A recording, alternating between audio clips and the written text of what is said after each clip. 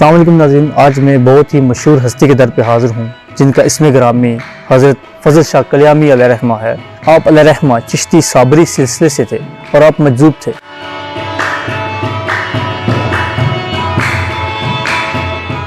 आप अलैहिर्रहमा का तज़किरा आपकी विलादत से पहले ही औलिया कराम में मकबूल था। आप मकाम वलायत में बहुत आला दर्जे पे फाइज थे।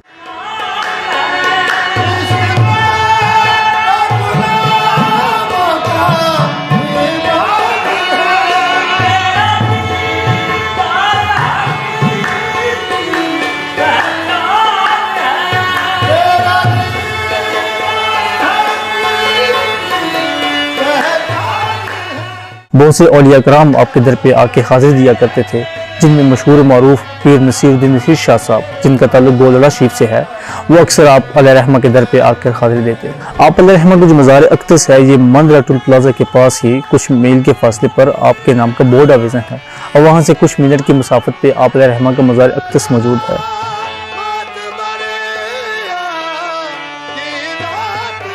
हज़रत बाबा फजल शाह कल्यामी रहमतुल्लाह अलैह 1208 में कल्याम सईदा तहसील गुजरहान में पैदा हुए। आपके जद्दे अमजद मदीना मुनव्वरा से बरास्ता दिल्ली पाकिस्तान में तशरीफ लाए और जिला गुजरात में मदीना नाम ही की बस्ती आबाद की। आप बनु हाशिम के खानदान से ताल्लुक रखते थे। आप सिहाम कुरैशी होने की वजह से मौला अली अलैहिस्सलाम से खसूसी ताल्लुक रखते हैं। आपके दादा हाफिज ज़काउद्दीन ने कल्याम के सिहाम कुरैशी खानदान से शादी की। उनके बेटे हाफिज फताउल्लाह हाशमी हैं, जिनके 3 बेटे हाफिज नूर अहमद, हाफिज गुलाम रसूल और ख्वाजा फजलुद्दीन कल्यामी हुए। उनमें से सिर्फ हाफिज नूरुल्लाह ने शादी की, जबकि बाकी दोनों भाइयों ने शादी नहीं की। आप दीनी और दुनियावी उलूम में दस्तरस रखते थे और बड़े बड़े उलमा आपके सामने ज़ानुए तलम्बज़ होते थे। आपके दादा मुर्शद हजरत मजहर अली शाह चिश्ती साबरी रहमतुल्लाह अलैह ने अपने खलीफा ख्वाजा मोहम्मद शरीफ रहमतुल्लाह अलैह को हुक्म दिया कि कल्याम की बस्ती में एक ऐसे बच्चे की विलादत होने वाली है जो अपने वक्त का बुलंद रुतबा वली होगा, लिहाजा आप कल्याम चले जाएं और उस बच्चे की ज़ाहरी और बातनी तरबियत फरमाएं। चुनांचे ख्वाजा मोहम्मद शरीफ आपकी पैदाइश से 12 साल कबल ही कल्याम सईदा से 2 किलोमीटर फासले पर कल्याम अवान में आकर आबाद हो गए। हज़रत बाबा फजल शाह कल्यामी बचपन ही से अपने बड़े भाई हाफिज गुलाम रसूल रहमतुल्लाह अलैह के साथ कल्याम अवान आकर ख्वाजा मोहम्मद शरीफ रहमतुल्लाह अलैह से ज़ाहरी और बातनी उलूम हासिल करते। फिर मुर्शिद कामिल की मोहब्बत के सबब आप अपने बड़े भाई के हमरा कल्याम अवान ही में आबाद हो गए। आप बाबा गंज शक्कर से खसूसी निस्बत रखते थे और ख्वाजा अली अहमद साबरी कलिया शरीफ की निस्बत की वजह से साबरी कहलाते थे।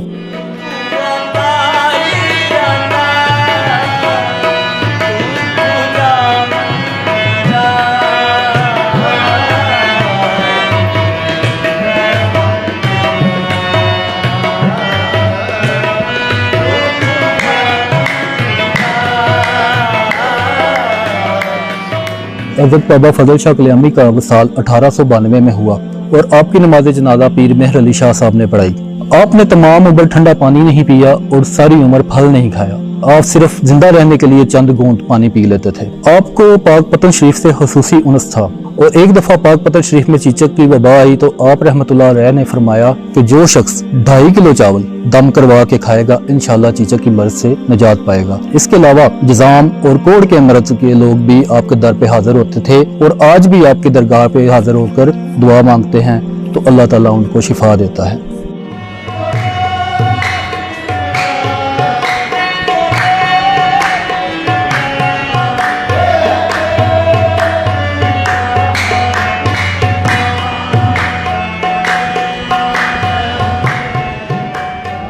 तो 3 साल हो गए ना, मैं खड़ा था तो एक बंदा बड़े मज़े से तवाफ़ कर रहा था ना बाबा जी के दरबार का, तो दर्द उसमें इतना था कि मैं परेशान हो गया हूँ। मैंने मुलाजिम से कहा यार बुजुर्गों को बुलाओ ज़रा, मैं पूछूँ कहाँ से आए हैं क्या हूँ।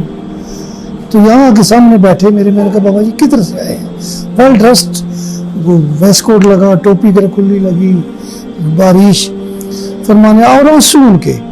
मुझे कहने लगे बेटा मैं पिंडी का रहने वाला हूँ, काका जी साहब हैं कोई बुजुर्ग, उनका बैत हूँ मैं। एक पड़ोसी ने मुझे इतना परेशान किया ना कि मैं अपनी ज़िंदगी से निहारी आ गया। इस तरह छोटी सी फैमिली थी, वीज़ा लग गया, उम्रे का चला गया। उम्रा करके जब मदीना शरीफ पहुँचा ना, रसूल सल्लल्लाहु अलैहि वसल्लम सामने खड़ा हुआ ना जालियों के, तो मैंने हाथ उठाया तो मेरे दिल में ख्याल पैदा हुआ कि हजूर मुझे उसने बड़ा परेशान किया हुआ है, मेरी उससे जान छुड़ाई। तो मेरी पीठ में 3 दफा इस तरह हाथ लगा ना, मैंने पीछे मुड़ के देखा, एक बाबा जी खड़े हैं।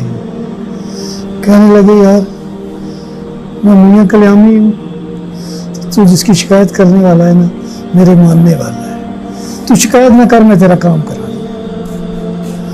मैंने भी हाथ नीचे कर दिए। वापसी पे आया, जब मोहल्ले में पहुंचा जी, उस नाम का नामो निशान ही कोई नहीं, पता नहीं किधर चले। तो आज मैं शुक्रिया अदा करने आया था कि कल्याम का नाम था, पूछता पूछता आया हूँ। मैं बाबा जी से कहूँगी, बड़ी मेहरबानी है आपने की है, मेरी जान छुड़ा दी।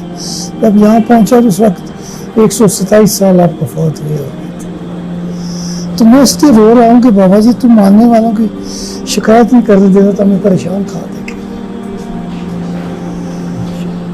पीर साहब मेरे अली शाह साहब पहले आपके पास आए थे बात होने के लिए, तो आपने जो 3 दिन बिठाई रखा, तीसरे दिन कहने लगे अल्लाह तुम्हें बादशाह करेगा तो तू सियाल शरीफ चला जा। मेरे जो हिस्से का फैज है ना, जब मेरा जनाजा पढ़ाएगा तो मैं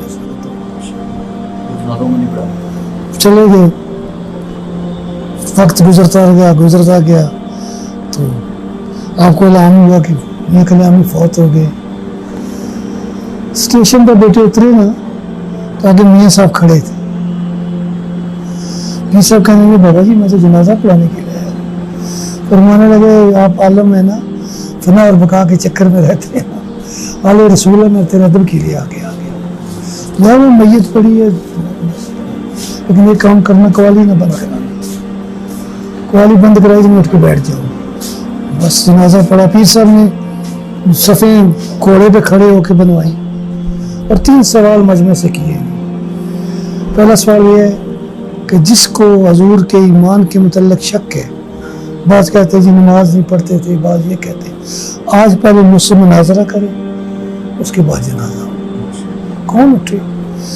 दूसरा सवाल ये था कि जो दिल्ली से लोग आए ना, वो जरा खड़े हो जाए। एक बेटा पूरा काफिला खड़ा हो गया। आपने फरमाया कि आज से 20 साल पहले पति श्री हम इकट्ठे हुए ना, तो मैं उनके उजरे में गया, कहने पीर जी हमारे जनाजे दिल्लियों में लोग आए, उस समय उन्होंने जरा ख्याल रखे, मैं वो चीज़ कन्फर्म कर रहा था। तीसरा सवाल बड़ा मजे का था कि आज जिसने ईमान की हालत में जनाजा पढ़ा, अल्लाह पाक ने उस पर दोज़ख क्या करा। ये करके लोगों के लिए एक किस्म की रहमत जो है ना, वो बन के आए थे। मैं अगर सांप का वाक़या सुनाया कि एक बुढ़ी हर जुमरात को आपके लिए दूध लाया करती थी ना। एक जुमरात आ रही थी ना, तो रास्ते में एक कोबरा खड़ा हो गया, तो बड़ी परेशान हुई, अगर पीछे चली जाऊँ तो गराजरी हो जाएगी, आगे जाऊँ तो ये खा जाएगा। फिर एक पटवारी में उसे एक पैगाम दिया, कालिया नागा छजली वालिया तुद को क्यों डरिए, मियाँ फजले जया मंदरोई होवे, सब लड़े तो क्यों मरिए। बेटा जब ये बात उसने कही ना, तो सामने रास्ता छोड़ दिया, तो आ गई बच्चों बर्तन रखा दूध वाला बाबा जी के सामने, कहने वो पर ये गाल गायने जी उत्थे गाई सी। तो कहने लगे जब तुमने ये बात कही ना, तो मेरा हाथ उस वक्त सांप की गर्दन पे था। अगला फैज आप सुन लें कि जहाज के बाद जिसको सांप डस जाए, कल्याम का नाम लेके चल पड़े, ज़्यादा असर करना छोड़ देगा। एक बात ज़हन में रखें बेटा, जब तक ये बुलाए नहीं बंदा आ नहीं सकता। फिर इतना बड़ा बंदा बुलाए तो वो खाली भेजे, शान के खिलाफ है। अल्लाह आपकी खैर करे। औलिया कराम के फ़ज़ाइल और करमात हम लोग मुकम्मल तौर पर बयान करने से कासिर हैं। जितनी हमारी सोच है, हमारा शऊर है, हम उनकी तारीफ उतनी ही बयान कर सकते हैं, लेकिन उनका जो असल मकाम है वो अल्लाह और उसका रसूल बेहतर जानते हैं। हम अपनी इस कोशिश को जारी रखे हुए हैं और आपकी दुआओं के मुंतज़िर हैं। फ़ी अमान अल्लाह।